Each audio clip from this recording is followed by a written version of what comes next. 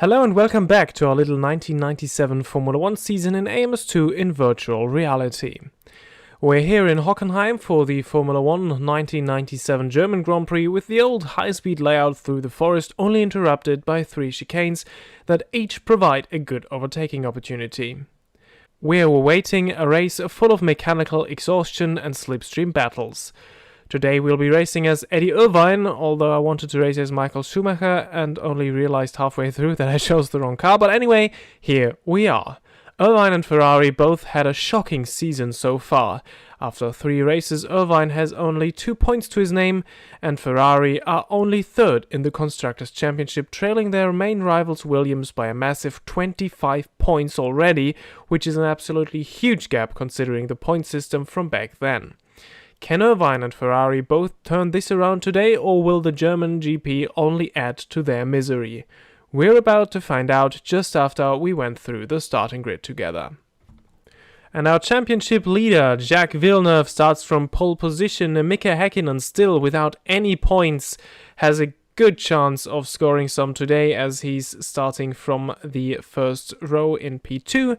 Then it's Schumacher in 3rd, and then we have Alesi, Coulthard, Frentzen, Eddie Irvine, ourselves starting in P7. Then it's Berger, Ralf Schumacher, Giancarlo Fisichella, Damon Hill, Shinji Nakano, great qualifying for the Japanese Prost driver, beating his teammate Panis, who starts from 13th. Then it's Verstappen, Herbert, Magnussen, Barrichello, Diniz, Lorini, Trulli, Salo, and once again Katayama is 22nd and last on the grid. And here we are on the grid as Eddie Irvine, and we have 5 red lights, and it's lights out and away we go. And we get a good start once again. We already passed, I think it was Frentzen, are alongside Berger or Alesi. No, it's Alesi, sorry. And we have passed Coulthard, and are now trailing the top 3, all from 3 different teams. So here is where the slipstream already comes into play. We are going towards the first of the 3 chicanes in the forest, but it is a little bit too tight to make a move. But Häkkinen didn't get a great exit out of that chicane, so he might get a chance into the Ostkurve, which is coming up next. And we are past him, and we can already make a move against Schumacher, our teammate, and Villeneuve as well. Villeneuve sliding into that chicane, as I think he got tapped by Michael Schumacher there. But he is still going and still leading this race. And now we try to get past our teammate Michael Schumacher, and we already get past Villeneuve as well, but we don't get the corner done, and into the final chicane we have to take a trip through the grass, and we have to let Schumacher, Häkkinen, and especially Villeneuve by, as he was the one we were holding up and gaining a massive advantage over, which would not be fine if we just continued like that. And we also have to defend now against Jean Alesi, who made it past going into the stadium section, but in the Sachskurve we managed to make it past, and even David Coulthard got through. So Alesi lost 2 spots there in a couple of corners.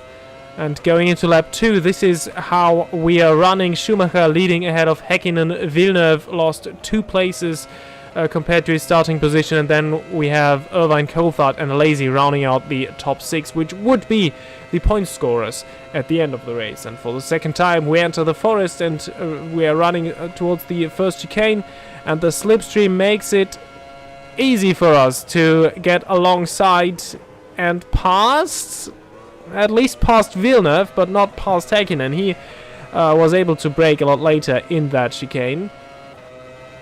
But on the second long straight, we managed to take our teammate slipstream that helps us get past. Oh, it actually doesn't, because Häkkinen in the McLaren, well, we have already seen in Silverstone how fast the McLaren is in a straight line, so no surprises that he was able to get us back there. But we get the better exit out of the Ostkurve, and now towards the final chicane, we get another slipstream by our teammate, but again, Häkkinen is faster and trying to make a move on Schumacher, which he doesn't get done. Now we are running towards the stadium section again, and Schumacher blocks us the way so that Häkkinen still is able to defend himself. And, well, overtaking in the stadium section is hard, pretty much impossible. So we have to wait for another slipstream on the long straights. Maybe if you get a good exit out of that final corner, we are able to make a move against Häkkinen to try something into turn 1. We might actually be able to pull it off. No, we are not. And Villeneuve comes around the outside. He's in the gravel and spins into us. We ran wide there as well. Villeneuve has spun out completely, and I think he's got hit by Alesi in the aftermath. So they're both out of this race. The championship leader in starting lap 3 is out of the 1997 German Grand Prix. Villeneuve is out of this race. And that means we might have a good chance for whoever wins the race to make up some good ground in the championship. Well, a couple of laps later, we were able to catch up to Häkkinen once again. This is how we are running here, and as you can see, both Alesi and Villeneuve not only disappearing from the top 6, but having retired from this race altogether. And now a good slipstream into the first chicane. We are past, but Häkkinen is able to brake later and stay ahead of Eddie Irvine for now. But we are alongside again, and this time going towards the Ostkurve. But yeah, the slipstream and the straight line speed and the late braking of Mika Häkkinen really giving him the edge over us right now. I think we could go faster in total, but, well, catching up to another driver is one thing, overtaking is an entirely different thing. And now, into the final chicane, we are alongside again, and like it was before, Häkkinen is later on the brakes and stays ahead. I think our car has taken some damage from the situation with Villeneuve from the incident there in turn 1. We might need to change that or to fix that when we come in for a stop, but the pace is still fine. It's just that I think our front wing is a little bit damaged, so we might need to change that one on our next pit stop, but it isn't too bad, so pitting now would be... we would be losing much more time than just fixing that with our next stop. And into turn 1, we try again, but I think we have to back out because, well, we know what happened like 5 or 6 laps ago. The time it took us to catch up back to Häkkinen, and, well, we have to think of something different because the slipstream is just not enough. He will make it past ourselves in the braking zone. Yeah, no chance here again. But maybe with a good exit now, this time out of the first chicane, this might be our chance. Now we might finally be able to get past Häkkinen and make it a Ferrari 1-2 question mark. Now the interesting bit, braking into the chicane. Oh, we are a lot later on the brakes, these tires really squeaking, but we made it past, and now the only car between ourselves and the race lead is Michael Schumacher, and he's only 4.2 seconds ahead of us.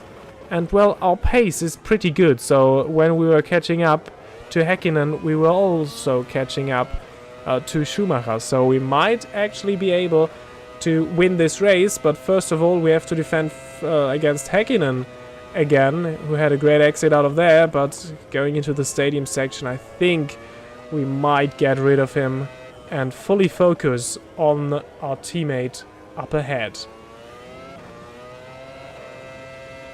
And there we are, rushing out of the forest again into the stadium section. We have brought the gap down to 2.2 seconds in the span of, I think, 2 to 3 laps.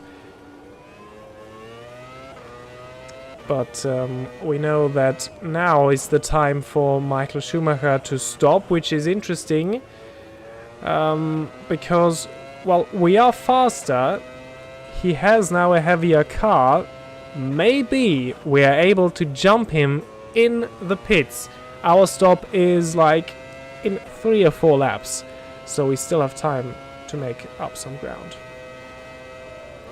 Well, and here we are coming in for our pit stop now. Don't forget that we have to take some repairs on the car as well, so this might be a little bit of a longer pit stop. And there we enter our pit box. There was a Tyrrell in the pits as well, that is a lap down already. Fuel is coming on, tires have been changed. And well, now for the repairs that are... Oh my, they are taking really long. Are they really only changing the front wing? Oh, this is a terrible pit stop. A terrible pit stop. 20 seconds lost in the pit lane already. 26, 27. I think this is going to take at least 30 seconds. And there we go. 33 seconds for this pit stop. That lost us a huge amount of time. We come out somewhere in the lower midfield, even behind some back markers that haven't stopped yet. Oh, this is terrible. And this might have blown the chances for Irvine's first race win in a Formula 1.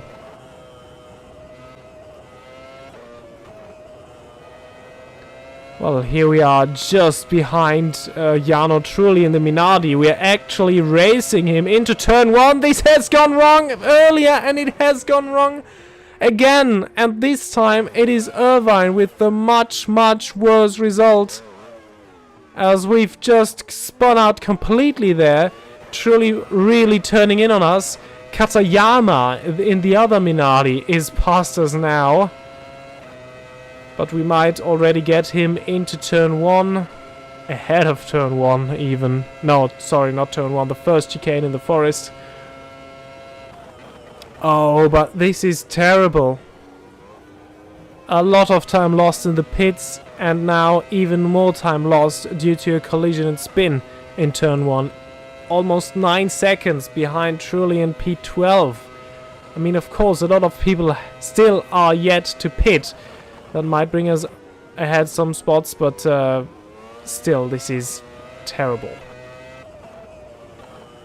Well, and after a lot of quick times we were posting, we are actually just outside the points, and if everyone came to the pit stop, we would even be in the points. We are now running in P7, just behind Gerhard Berger.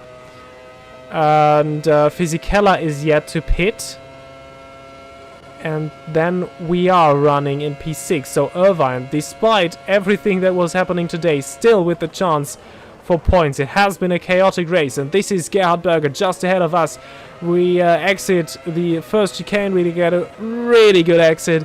And make it past the Austrian to now being into P5.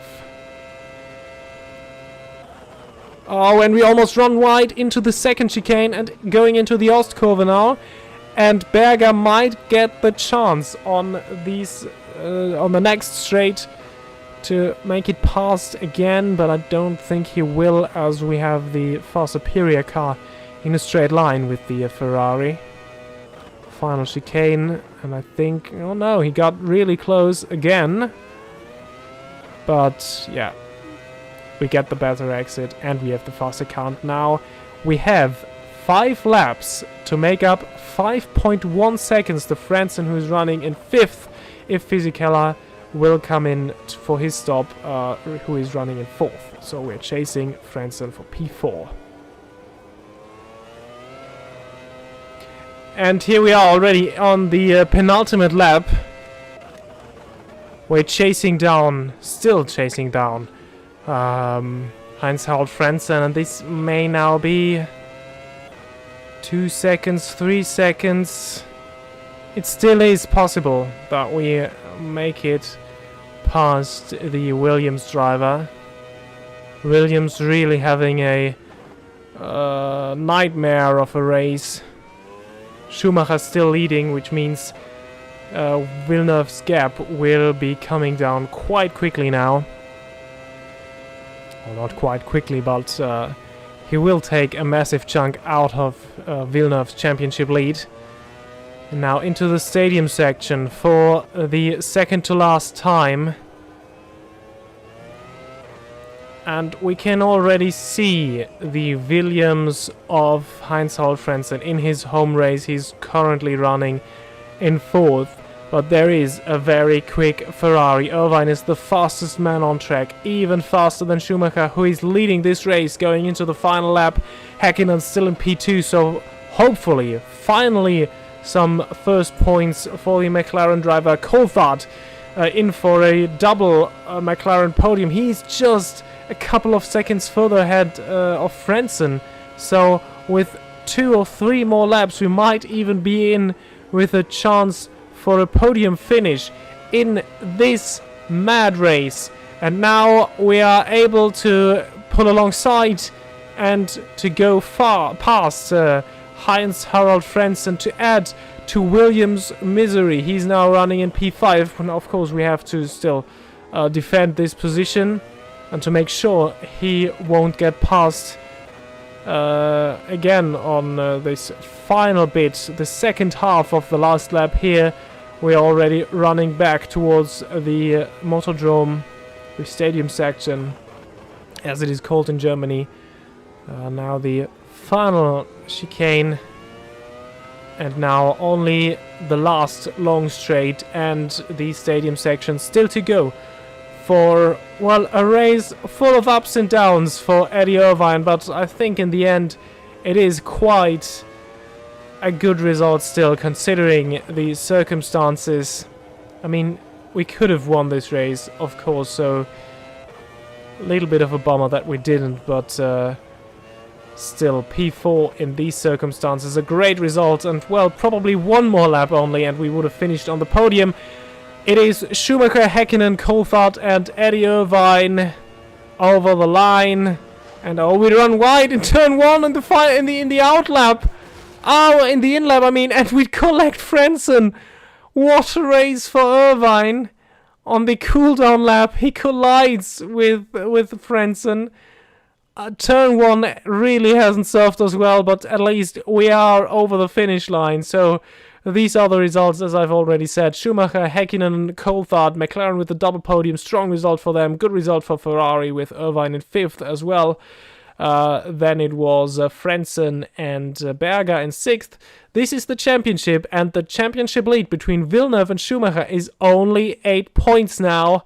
So this is quite astonishing. Häkkinen in the top 6 already with this 1 podium finish, his first points finish this season. And well, this is the Constructors' Championship. McLaren jumps to P3 with this absolutely amazing result. And well, on the second page, there have been pretty much no changes in the standings. And well, that has been it for another race in our 1997 Formula 1 season.